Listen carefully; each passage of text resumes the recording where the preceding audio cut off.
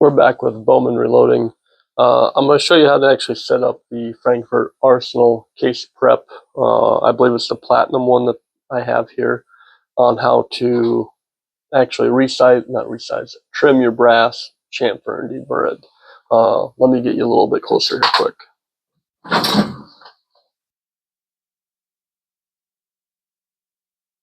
Alright, so this process is pretty simple. Take the front cover off of this here. It's kind of a long-winded deal. It'll accept almost every case you can think of. I haven't had one where I can't get it in there. Alright, you're going to take out that ring, and you're going to find the right one for your brass. That is way too small. Sorry, way too big. You want to find the one where it's going to catch your neck. This goes off of your location of your neck on how it's going to actually trim it. Alright, after you do that, you're going to want to find the right size for the collet. What I have in there before is pretty big. We want the smaller one.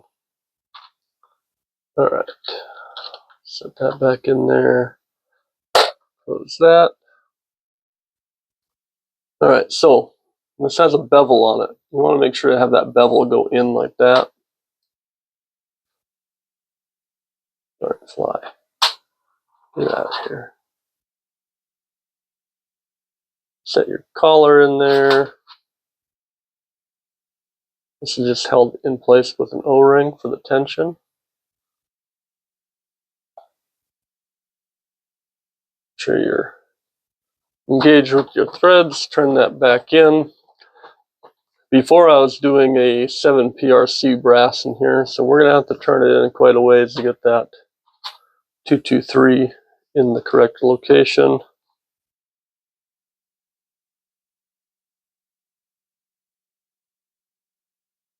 Okay, now that bevel that I was talking about before, you got to make sure that it's centered in there all the way before you actually start doing anything. Otherwise it will move on you. But that's all there is to the front part of it. Now on the back part, you're going to loosen this up. I'm going to take you off the little tripod here really quick and see if I can actually show you on the inside here. I might have to grab a flashlight.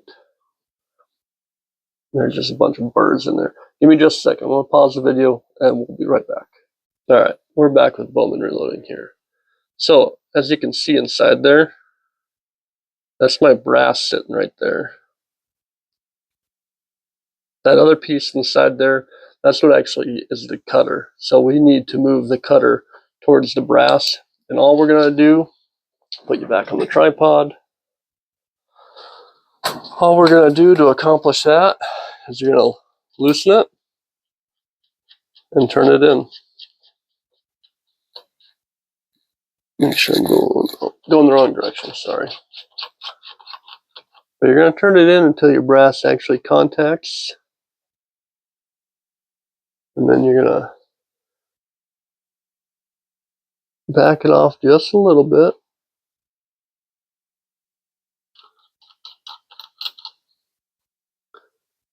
Okay, so once you do that, go ahead and get your calipers, make sure they're zeroed out. Take a measurement for your overall length. Now, this is a 20 practical round. Basically, it's the exact same thing as a 223 for the case length. So I want to get this down. The maximum, I believe, is 1760, somewhere right around there. That's where we're going to get it to start with. That way we can see if it's going to grow or anything like that when we actually shoot it. So we don't have to knock off a whole lot, but we're going to knock off 5.5 thousandths. So that being said, this is going to be loud for just a minute. We're going to trim it, and then we're going to adjust this 5 thousandths until we're getting closer to where we want. So it didn't trim anything there. Nothing cut. We weren't even close. On the top of this, you're going to actually have lines on here. You're going to have 10 a dash, 15 a dash. So it will get pretty darn close. You just have to remember what direction you need to turn it. Alright, so we moved it about 5 thousandths. Still didn't cut it all. And we're just going to keep doing this. So we're going to keep doing this until we're actually, and you don't have to turn it on every time. You can just put it in there and turn it. But you're going to keep doing that until, yeah, I'm going the wrong direction again. Sorry. You're going to do that until you're actually feeling your case grinding.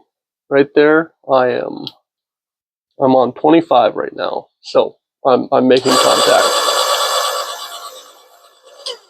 So it made contact, it cut something, but it only cut 1,000ths off of there. We want to cut another 4,000ths off. So we're at 25. We're going to turn it just shy of 30. We're going to do it again.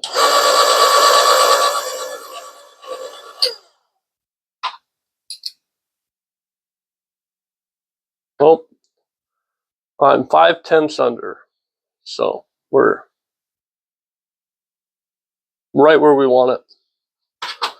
We'll do one more here really quick.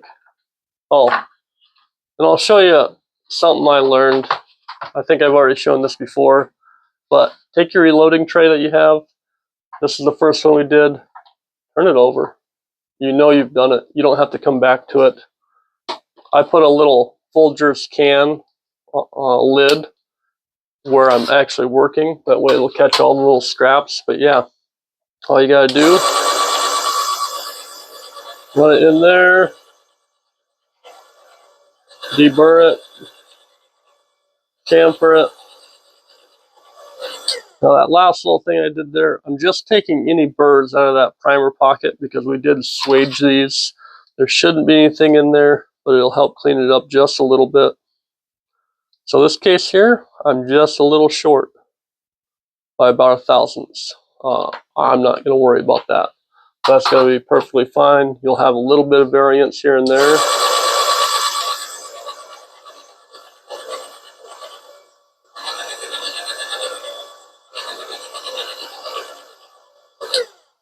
But it's that simple. And you do not have to shut that off in between. You can just keep running. It'll do a darn good job the entire time.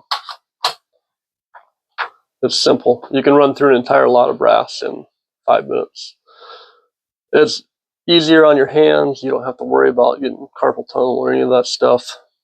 I've ran a lot of brass through this already. Just shooting my 7 PRC, I've probably ran 700 rounds through it. Same lot of brass. I have 150 rounds of brass, but yeah, I've probably reloaded them about 6 times all said and done through that batch. I could probably actually tell you because I marked the lid, but it's right around there. I have a lot of brass through here on just one rifle. That's not including what I've done with this or my 22-250. I like it. I've had it for about 3 years now, and I don't know if I'd use anything different unless it gives me better consistency. But what this gives me, I am more than happy with. So hopefully you got a little bit out of it. I highly recommend it. Thank you for your time. Have a great day.